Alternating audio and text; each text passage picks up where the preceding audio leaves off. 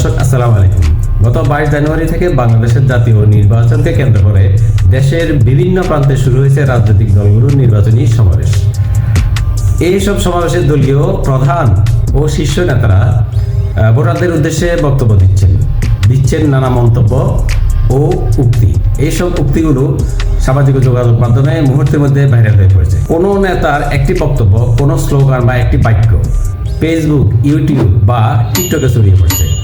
কয়েক মিনিটের মধ্যেই সেটি হচ্ছে। অনেক সময় দেখা যাচ্ছে পুরো বক্তব্য না দেখেই একটি নির্দিষ্ট উক্তি কেটে নিয়ে প্রচার করা হচ্ছে, যা নতুন করে বিতর্কের জন্ম দিচ্ছে। বিশ্লেষকদের মতে নির্বাচনী সমাবেশের এসব উক্তির পেছনে একটি স্পষ্ট রাজনৈতিক কৌশল কাজ করছে। এখন সমর্থকদের উজ্জীবিত করা, বিরোধী পক্ষকে চাপে রাখা এবং আলোচনা কেন্দ্রবিন্দুতে থাকা, এই তিনটি লক্ষ্য সামনে রেখেই অনেক সময় বক্তব্য দেওয়া হচ্ছে।